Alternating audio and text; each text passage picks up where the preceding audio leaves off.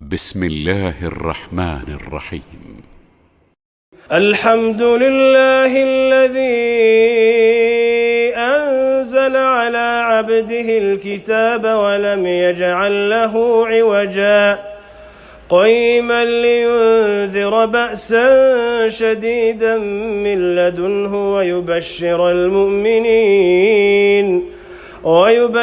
المؤمنين الذين يعملون الصالحات أن لهم أجرا حسنا ماكثين فيه أبدا وينذر الذين قالوا اتخذ الله ولدا ما لهم به من علم ولا لآبائهم كبرت كلمة تخرج من أفواههم إن يقولون إلا كذبا فلعلك باخع نفسك على آثارهم إن لم يؤمنوا بهذا الحديث أسفا إنا جعلنا ما على الأرض زينة لها لنبلوهم أيهم أحسن عملا وإنا لجاعلون ما عليها صعيدا جرزا أم حسبت أن أصحاب الكهف والرقيم كانوا من آياتنا عجبا إذ أوى الفتية إلى الكهف فقالوا ربنا آتنا من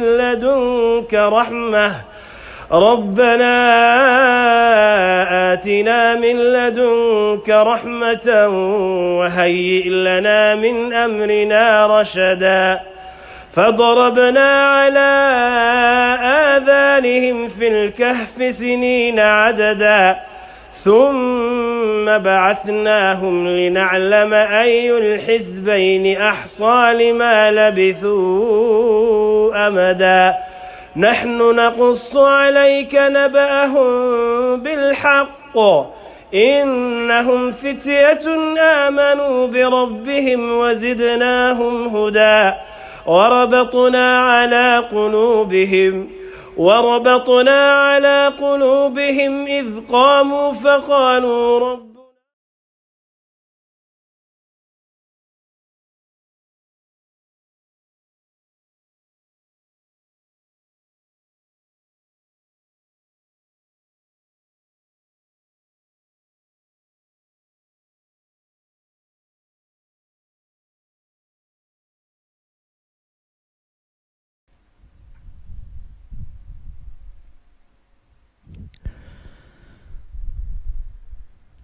Bismillahirrahmanirrahim.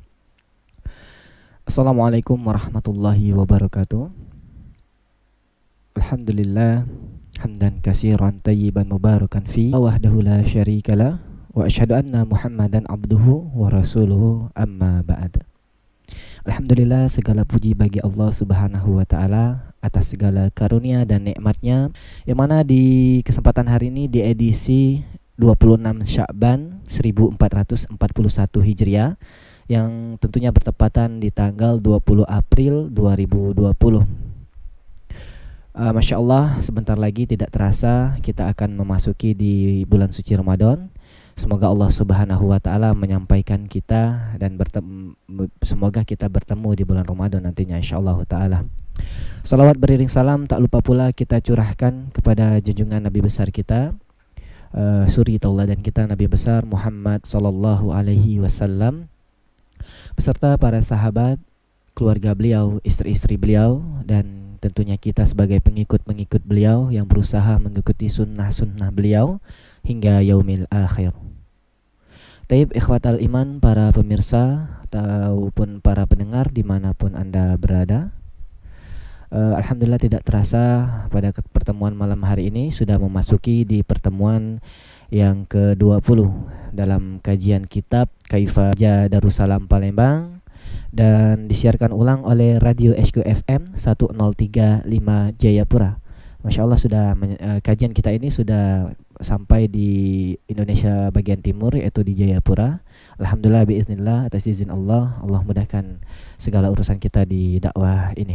Taib ikhwatal iman para pemirsa dimanapun Anda berada, seperti biasa di akhir kajian insyaallah taala kita akan buka sesi tanya jawab. Dan bagi pemirsa ataupun pendengar yang ingin bertanya, silakan hubungi ataupun kirimkan pesan singkat melalui pesan singkat ataupun WhatsApp di nomor interaktif 0822 78 17 5837. Tapi iman para pemirsa dimanapun Anda berada, saya ulangi, bagi yang ingin bertanya silakan kirimkan pertanyaan Anda melalui pesan singkat ataupun WhatsApp di nomor interaktif di 082278175837. Langsung saja kita. Alhamdulillah. Tapi iman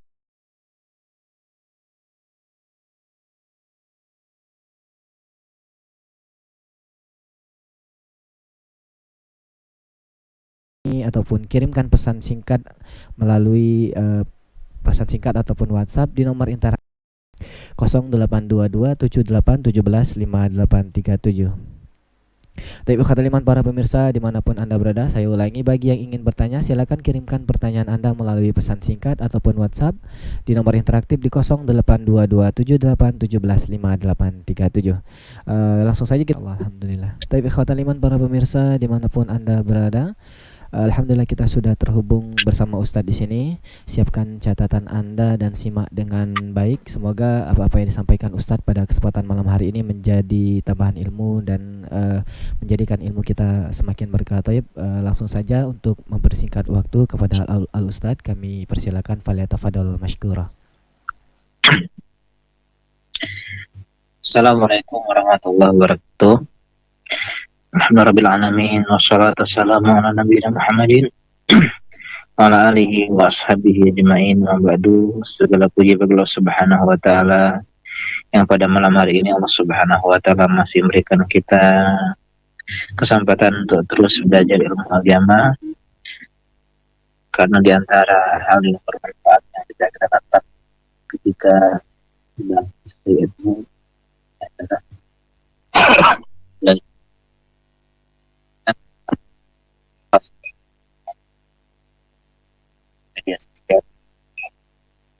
dan amal kita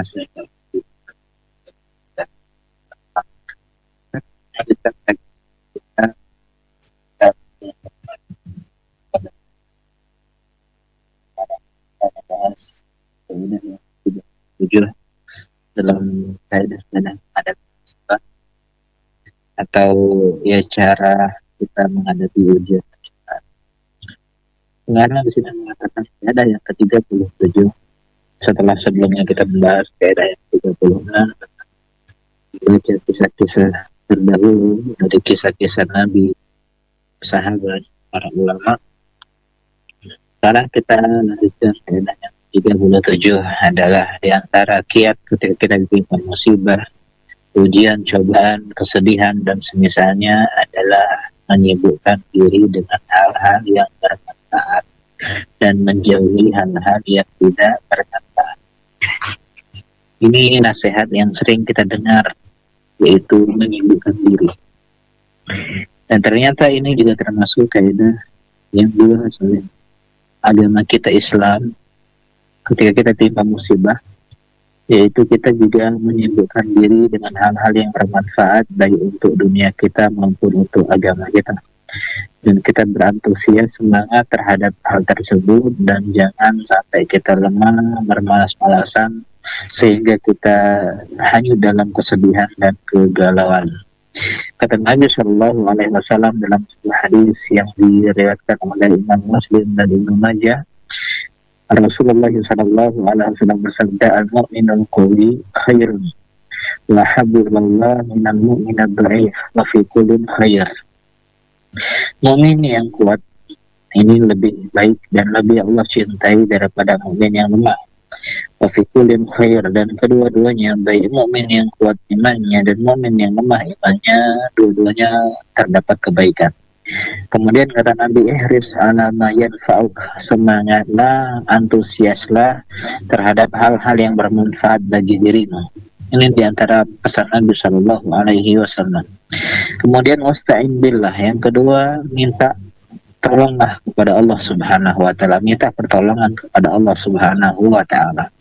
Kita terkadang sudah bersemangat untuk mengerjakan hal yang bermanfaat, kita minta pertolongan kepada Allah, kemudian selanjutnya wala ta'jaz, dan janganlah engkau lemah, janganlah engkau berlaku malas.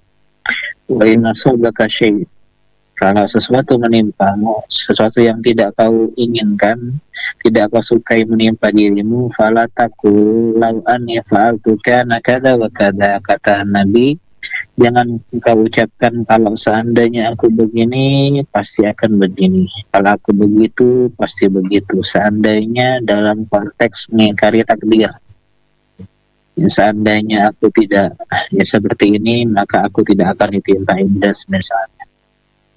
Kemudian kata Nabi, walakin kul qadarullahi wa ma syaa fa'al, tapi katakan qadarullah, atau dalam hadis yang lain qadarullah, kedua-duanya dibenarkan, wa ma syaa fa'al, ini takdir Allah Subhanahu wa taala, dan apa yang Allah inginkan pasti terjadi, apa yang Allah kehendaki pasti terjadi. Ini adalah takdir Allah, pasti ada hikmahnya. Kenapa tidak boleh mengatakan lau, seandainya, fa inna lau taftahu amala syaitan, karena kata Nabi, ucapan seandainya ini membuat kita terbuka bagi kita amalan-amalan setan, yaitu mengumpat dan mengutuk takdir Allah Subhanahu wa taala. Jadi kenapa kita diperintahkan untuk menghidupkan diri dengan hal yang bermanfaat, agar kita tidak membuka pintu setan. Kalau kita banyak diam, menjalani musibah tanpa beraktivitas, tanpa mengerjakan hal-hal yang bermanfaat, tentu kita akan hanya dalam kesedihan, kegalauan, kegelisahan, dan yang semisalnya.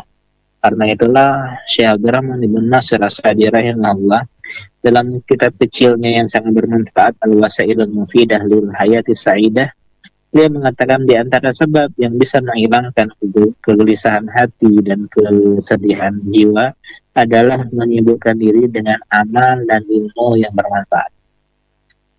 Sibuk dengan amal, misalnya membaca Al-Quran, sholat, puasa, berbakti, atau membaca buku agama, kemudian menamatkan bacaan, atau misalnya menulis, atau misalnya ya bagi teman-teman yang punya hobi, boleh disibukkan dengan hobi-hobi seperti olahraga, atau misalnya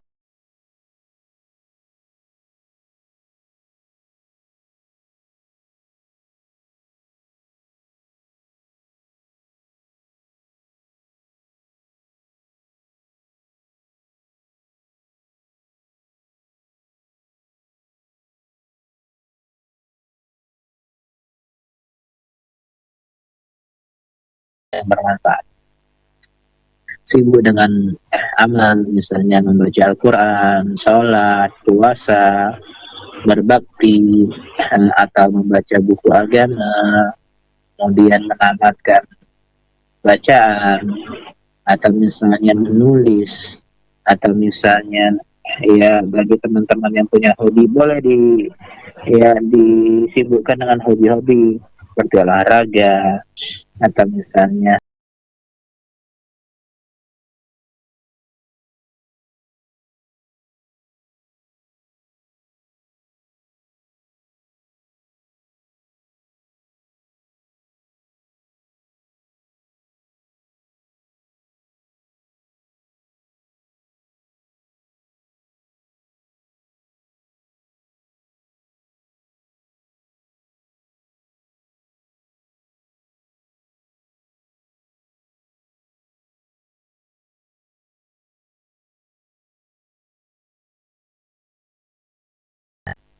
ya dia wudhu terus menerus, ya dia wudhu dengan sangat lama, khawatir ada bagian yang tidak tersentuh air wudhu, atau dalam sholat dia sering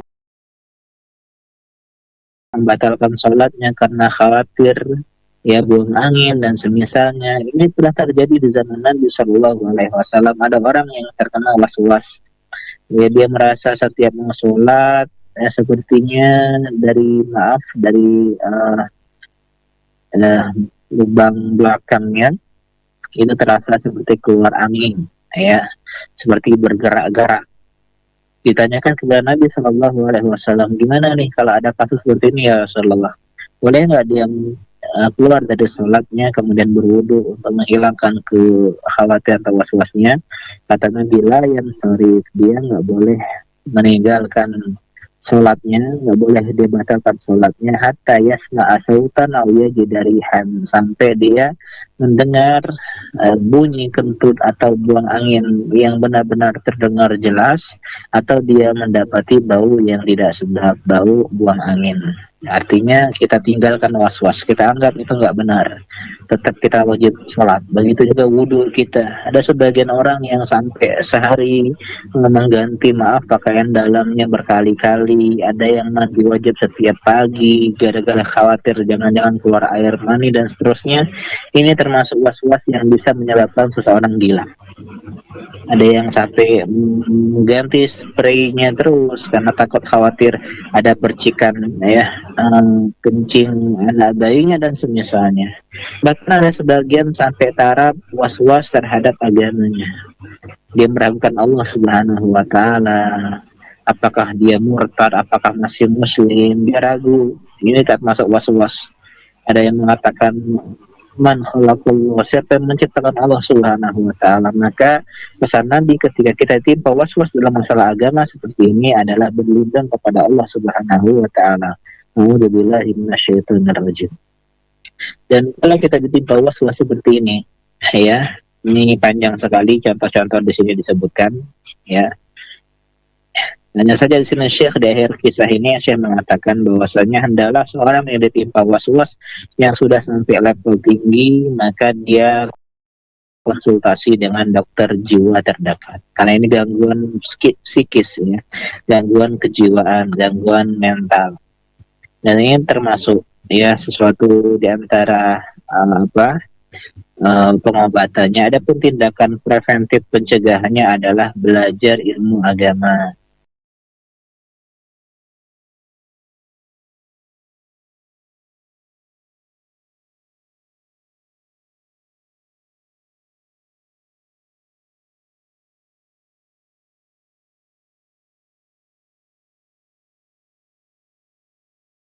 Ya kan, dengan ilmu agama kita menjadi yakin sehingga kita terhindar dari keraguan-raguan. Ada orang yang senantiasa mengulang rakyatnya dan ingat bahwasanya yakin tidak hilang dengan keraguan-raguan. Jadi ragu-ragu tinggalkan, was-was tinggalkan, apalagi was-was yang berlebihan. Dalam sebuah hadis Nabi mengatakan innallaha lam yada'an illa wa ta'ala dawa. Allah tidak menciptakan atau menurunkan suatu penyakit, melainkan Allah juga pasti menurunkan penawar atau obatnya. Kemudian kaidah yang ke-39, kaidah yang ketiga, itu kaidah yang ke-39 adalah kita menyadari bahwasanya memaafkan itu jauh lebih baik daripada membalas dendam. Ya, memaafkan itu jauh lebih baik daripada membalas dendam. Terkadang kita ditimpa ujian dan cobaan berupa sikap buruk ya orang lain terhadap kita, ya. Maka pesan Allah Subhanahu wa taala dalam surah Al-Hijr ayat 85, kata Allah Subhanahu wa taala, fasfahil safha al-jamil. Maafkanlah mereka dengan cara yang indah, cara yang baik. Artinya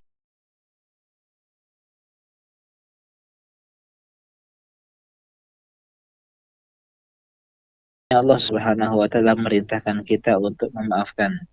Dalam sebuah hadis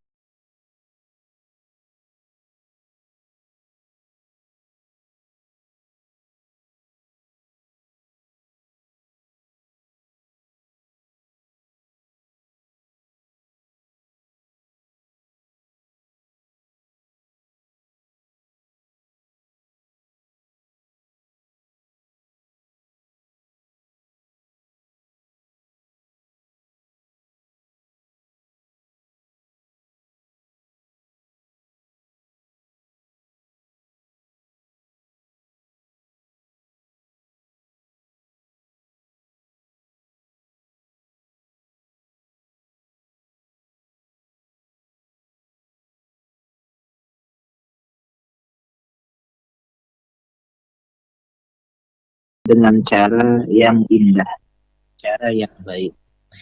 Artinya Allah Subhanahu wa taala merintahkan kita untuk memaafkan. Dalam sebuah hadis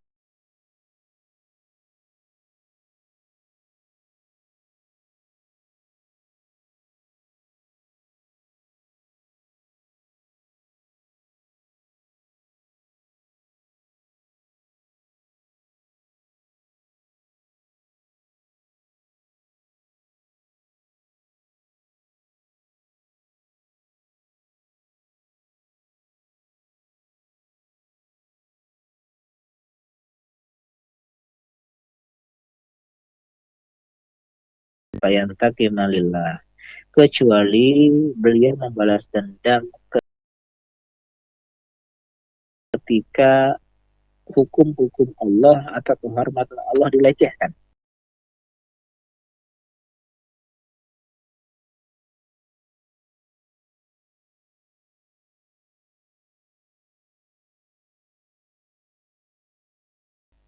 Jadi ketika agama dilecehkan, Nabi ya membela, ya, marah dalam artian ya beliau Nabi Yusuf masih kecil,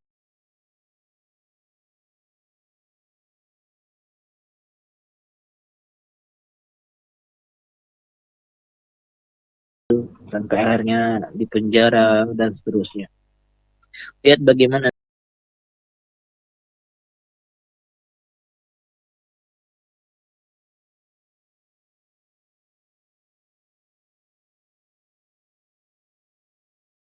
Nabi Muhammad SAW memaafkan ya, penduduk Arab Badui yang datang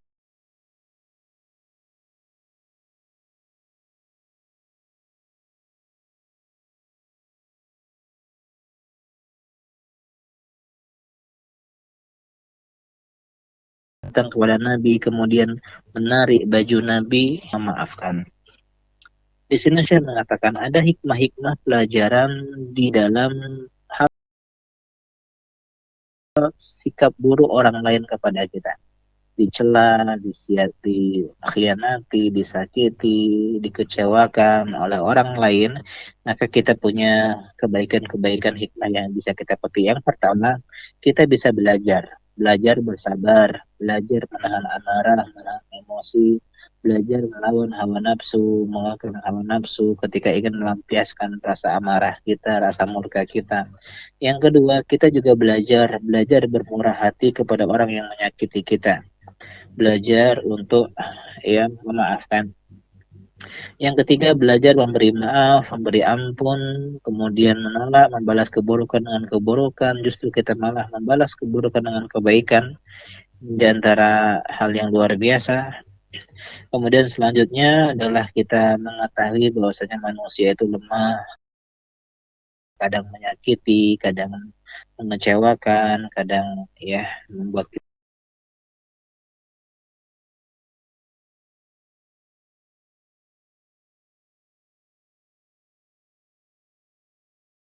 kita sedih, ya. Hanya kita merasa sakitnya disakiti, sakitnya dikecewakan, sehingga kita tidak mau menyakiti orang lain karena kita paham betapa sakitnya kita dikecewakan. Ini faedah yang bisa kita sampaikan pada malam hari ini. Jadi ada 3 faedah, ya. Yang pertama adalah menyibukkan diri dengan hal-hal bermanfaat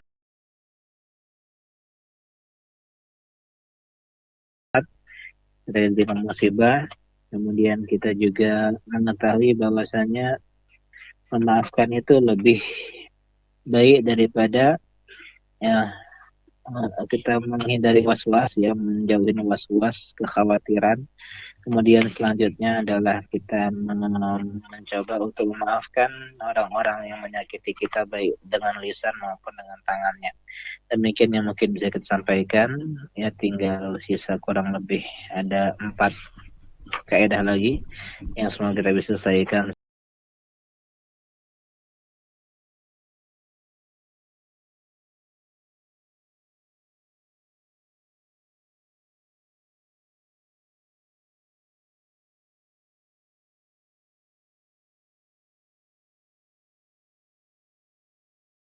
sebelum datang bulan Ramadan. Demikian saya tak. Kata telepon WhatsApp di nomor interaktif di 082278115837.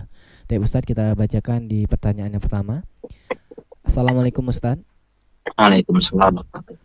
Mau bertanya, boleh tidak zakat fitrah kita langsung diberikan kepada seorang janda yang sudah tua atau sama fakir miskin? Kita niatkan sendiri buat keluarga. Syukron Ustaz. Gimana? Memberikan zakat kepada seseorang janda ataupun fakir diniatkan sendiri buat sekeluarga Ustaz. Diniatkan buat keluarga mungkin maksudnya nih. Iya. Zakat harta mungkin ya. Nah Ustaz, sepertinya hartanya. Iya. Di antara kewajiban kita sebagai seorang muslim adalah membayar zakat. Dan zakat merupakan salah satu dari rukun Islam yang 5. Kata Allah Subhanahu wa taala, "Wa aqimus shalah wa atuz zakah." Tunaikan, dirikan salat dan tunaikan zakat. Dan di antara orang yang berhak mendapatkan zakat adalah orang yang fakir dan miskin. Ya, sehingga tidak dibenarkan memberikan zakat kepada janda kecuali janda tersebut fakir atau miskin. Ya. Dan misalnya kita memberikan secara langsung tidak melalui badan amil zakat atau badan zakat nasional, maka ini kata para ulama lebih afdal, ya. Dan untuk niatnya maka diniatkan kepada orang yang wajib zakat. Tidak bisa diniatkan pahalanya ya kepada keluarganya, ya. Karena yang wajib berzakat adalah dirinya sendiri. Ya Allah Ta'ala a'lam. Baik Ustaz, syukran atas jawabannya. Semoga dapat didengar baik oleh penanya ataupun pendengar pada kesempatan malam hari ini. Kita masuk ke pertanyaan selanjutnya. Ini agak panjang Ustaz. Ya. Bismillah. Afwan Ustaz, pertanyaan Ana melenceng dari Taufik. Ana mempunyai sifat pemalu dalam bergaul dan lebih banyak diam serta mendengarkan dibanding berbicara. Namun, orang-orang berkata Ana sombong, jutek, cuek, dingin, ketus, dan lain sebagainya. Mereka bilang Ana itu terlalu ketus dalam memberi nasihat dan kasar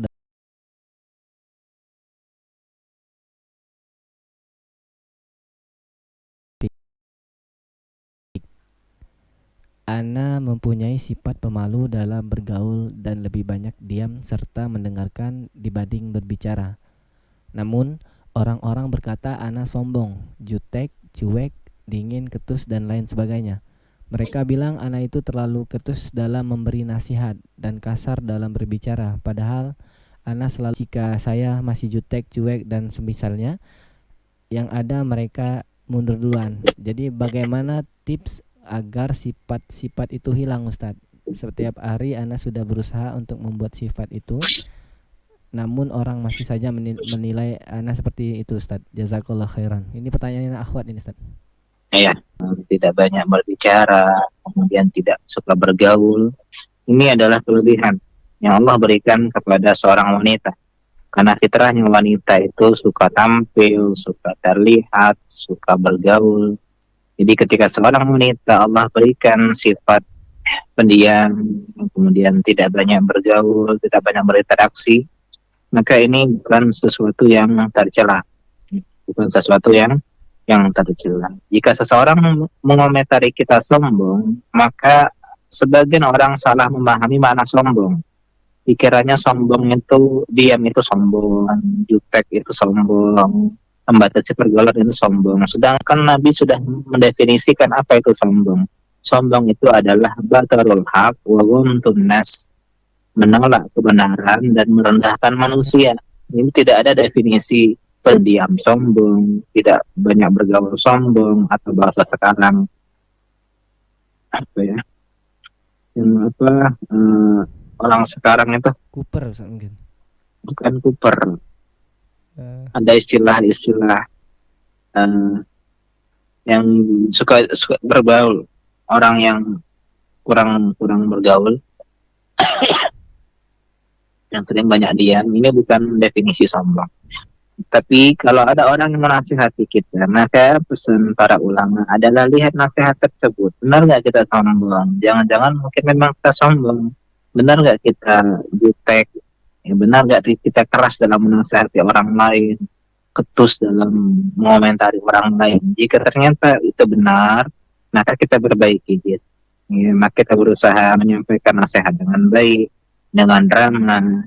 Ya, ini yang harus kita pahami, dan tidak harus mengubah diri sendiri karena komentar orang lain. Jadilah diri sendiri sesuai dengan apa yang Allah perbolehkan. Ya, be yourself. Jadilah diri sendiri selama itu diperbolehkan dalam kacamata syariat Islam. Ya, ini yang harus kita pahami bersama. Dan adapun ya ikhwan mendekat atau tidak, ya maka itu justru wanita yang seperti ini ya lebih membuat laki-laki penasaran ya. Jadi apa insya Allah jodoh tak akan kemana. Demikian mungkin ya. Allah alam. Baik Ustaz, jazakallah khairan atas jawabannya. Semoga dapat didengar baik oleh pendengar. Kita masuk ke pertanyaan selanjutnya. Bismillah. Assalamualaikum warahmatullahi wabarakatuh. Waalaikumsalam. Ustaz, bagaimana cara untuk selalu merasa diawasi oleh Allah? Syukran Ustaz.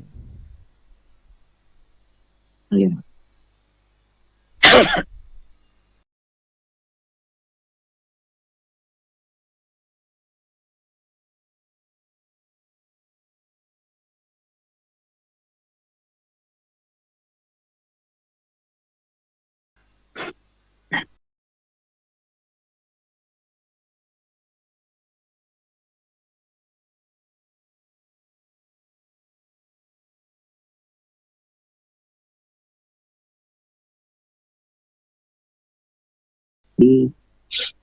Kepada kitab, kepada nabi, kepada hari kiamat, kepada takdir. Kita menjalankan rukun Islam, sholat, zakat, puasa Ramadan, bulan haji ke Baitullah.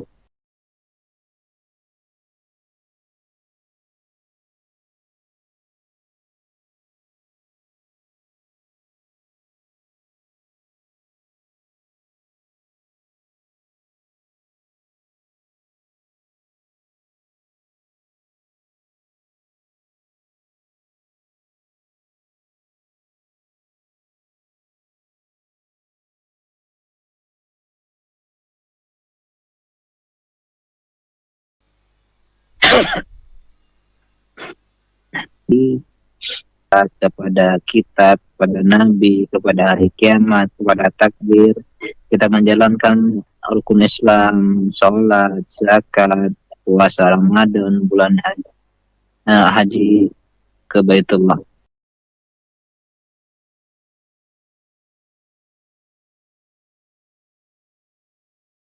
Insyaallah cukup Ustadz, karena sudah tidak ada pertanyaan lagi. Mungkin bisa Ustadz tutup terlebih dahulu. Ya, bentar lagi kita memasuki bulan Ramadan, maka di antara ya bekal kita menyambut Ramadan adalah berbahagia, ya menanamkan kebahagiaan kita karena sebentar lagi bulan Ramadan tiba. Kemudian berdoa agar kita menemui bulan Ramadan dalam keadaan sehat, walafiat, ya kuat, semangat, dan bisa maksimalkan dengan sebaik-baiknya. Kemudian selanjutnya adalah berilmu.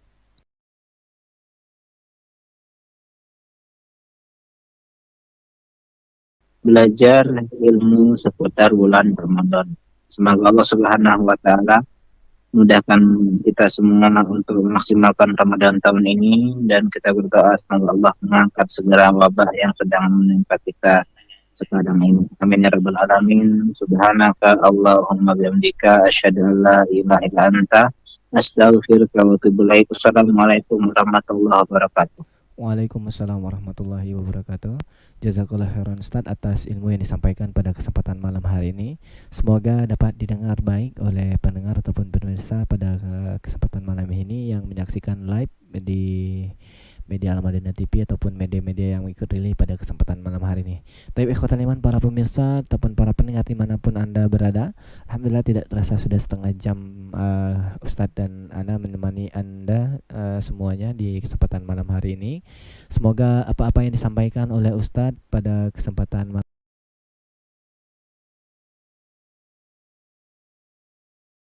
malam ini menjadi tambahan akan kita bakal bertemu dengan bulan suci Ramadan seperti yang Ustaz sampaikan tadi. Semoga Allah Subhanahu wa taala menyampaikan kita pada bulan Ramadan dengan kesiapan ilmu, dengan kesiapan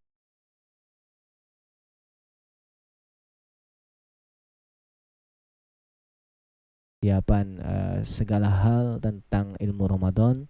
Semoga ketika bulan Ramadan tiba ataupun kita sampai pada bulan Ramadan, kita dimu dan bisa melakukan ibadah-ibadah yang benar ataupun sesuai dengan tuntunan-tuntunan dari Rasul sallallahu alaihi wasallam, karena sejatinya amalan yang terima itu adalah yang ikhlas dan ittiba. Ikhwatal iman, para pemirsa dimanapun Anda berada, alhamdulillah, dan sekian mungkin dari kami semuanya. Jazakumullahu khairan atas atensinya, dan semoga Allah Subhanahu wa taala menjaga kita semua. Semoga Allah menjaga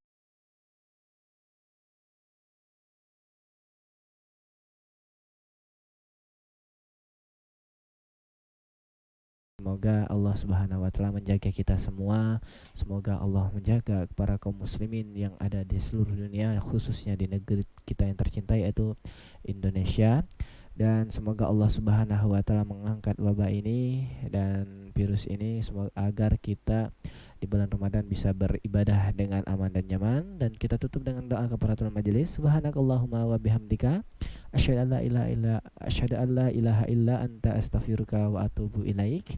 Wassalamualaikum warahmatullahi wabarakatuh.